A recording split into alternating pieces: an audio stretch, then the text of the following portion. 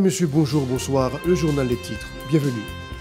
Edwin Tonton, ancienne directrice de la CAS, ainsi que l'ancien comptable en chef ont obtenu leur liberté provisoire mercredi suite à une décision de la Cour d'appel. Plusieurs journalistes sont dans le viseur de la justice selon un rapport de la DCPJ révélant leur lien avec des chefs de gang de la coalition Vivre Ensemble dirigée par Jimmy Cherizier dit Barbecue. Le collectif des magistrats debout d'Haïti, COMAD, a annoncé une trêve de la grève entamée depuis plusieurs semaines. Celle-ci se poursuivra jusqu'au 30 novembre.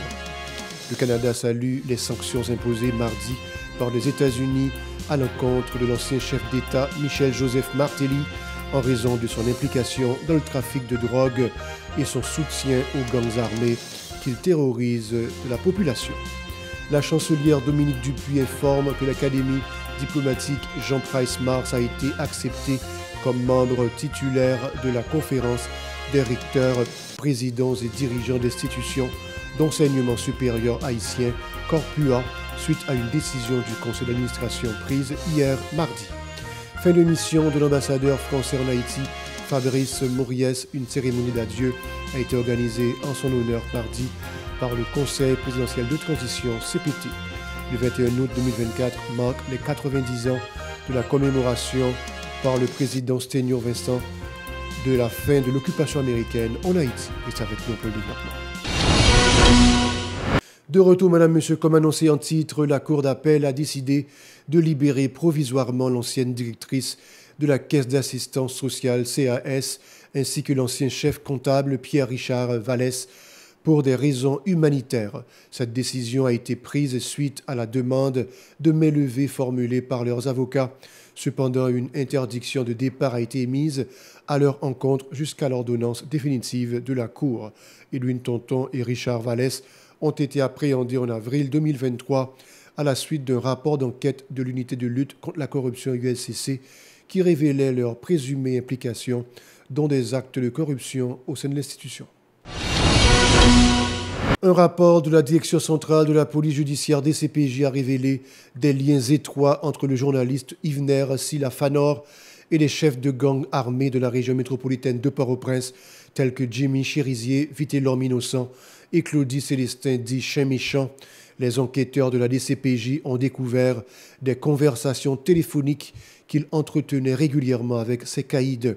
Le rapport a également indiqué que plusieurs autres journalistes, dont Ivenson Jorenville, Martado Villemé, Mackenzie Victor, Stanley Jacksis, Mano et Machanzin Haïti, sont de connivence avec ces chefs de gang.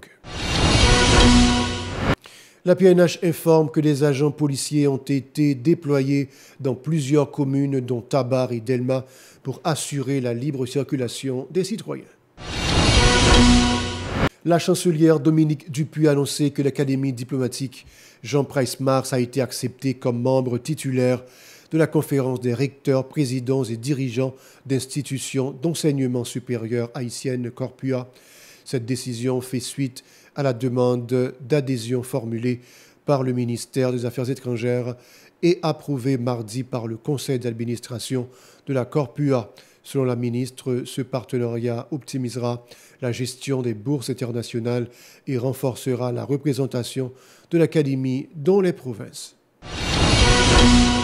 Les membres du Conseil présidentiel de transition CPT ont reçu mardi l'ambassadeur français en Haïti, Fabrice Moriès, dont le mandat est arrivé à son terme.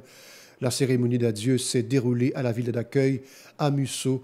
Fabrice a annoncé que son successeur arrivera dans le pays dès la semaine prochaine. Il a indiqué que la relation bilatérale entre les deux pays a été renforcée au cours de son passage.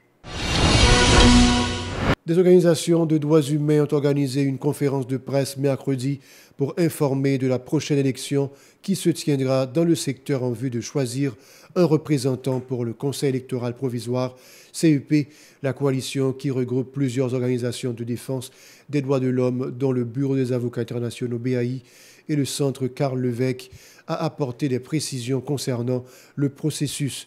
Écoutons Johnny Sileus au micro de Véron Arnaud et de Max Rouni Orissa. Nous-mêmes, ensemble, organisation, nous constatons que, jour qui était vendredi 16 août, l'inscription est arrivée finie. Après constat ça, nous prenons acte de toute diligence organisation fait pour capable de respecter les critères que des organisations qui viennent pour te coordonner le processus là. Nous avons une journée qui était 20, qui était hier, avec jeudi c'est 21 pour étude dossier. Deuxième manche qui c'est jeudi 22, c'est liste, organisation et monde qui inscrit candidat qui pour publier. Troisième partie, on a demandé c'est élection qu'a fait vendredi.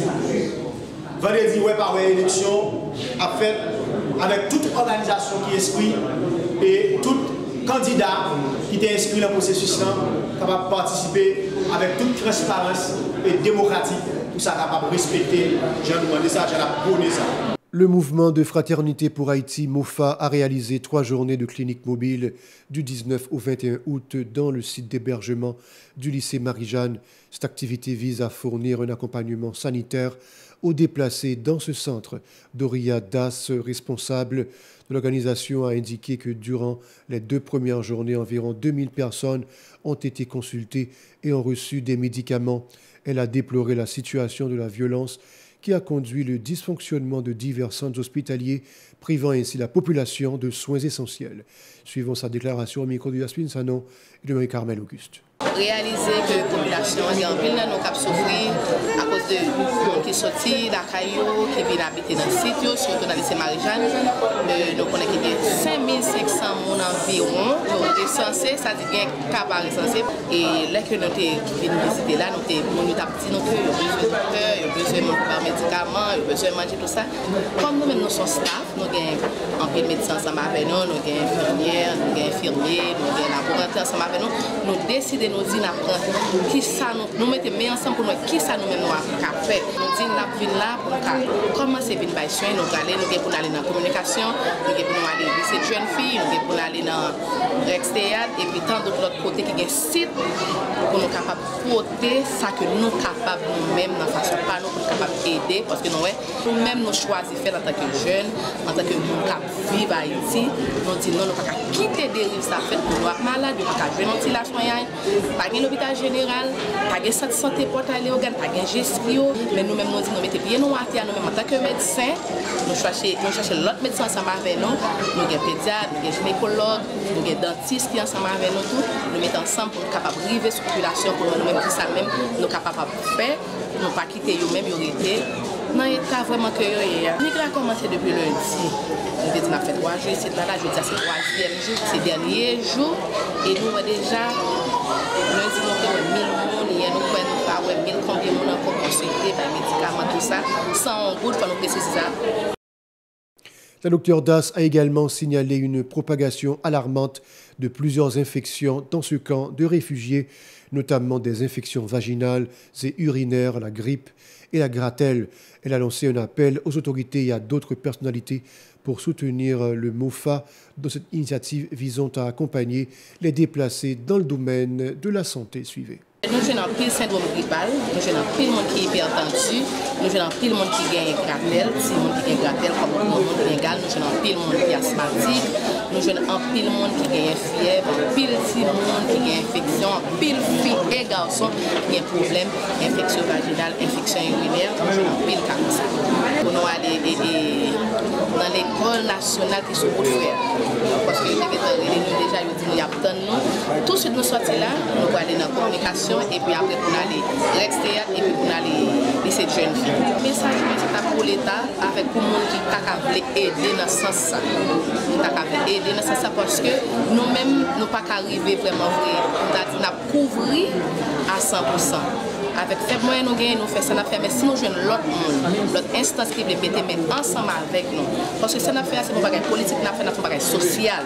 On va faire travail politique, ce travail social, nous fait pour nous qui nous sommes capables d'aider l'autre, eux-mêmes qui n'ont besoin. Ce n'est pas notre besoin, nous pas aider, mais eux-mêmes, ils sont plus vulnérables comparativement avec nous-mêmes. Des citoyens ont manifesté mercredi dans la ville d'Écailles pour réclamer justice dans l'affaire de l'assassinat de Josem Joseph, un agent affecté au service de renseignement de l'ex-commissaire du gouvernement maître Ronald Richemont, survenu dans la nuit du 11 au 12 août dernier. Suivons-les au micro de notre correspondant d'Écailles, Franzo Laguerre. Josiane, exactement, dans l'espace côté ancien commissaire James Jean-Louis qui commet des actes de criminalité ça, la caille Joseph. Joseph, nous soumettons, je t'ai annoncé, c'est que de notifier la police, qu'on t'a soumettons pour nous continuer de justice avec réparation pour Joseph. En tant que jeune garçon qui t'a desservi la population, quel que soit la nature du monde, depuis le maîtriser, il ne va pas mourir encore. Je dis à la commissaire gouvernement, des conseils avec Paul Tat, une association tête collée avec Mério Kaila, ils viennent la caille Joseph, ils ont sacrifié. Je dis, nous-mêmes, équipe, Joseph, nous dans espace côté criminel qui est le James Jean-Louis, t'es assassiné Joseph. Je dis, nous voyons un gros coup de chapeau pour le ministre Ekil qui prouvait qu'ils sont citoyens compétents. Ils prouvent que les balles fait travail boss. Ils prouvent qu'ils viennent mettre la justice là sous pied. Monsieur prouvé, ils viennent battre un coup de main dans la justice haïtienne. Je dis, nous saluons pour bonne décision ça, les entreprendre dans la juridiction au CAI pour te épargner nous obstacles dans le département. Voilà, c'est la fin du journal. Restez avec nous pour la suite de la programmation.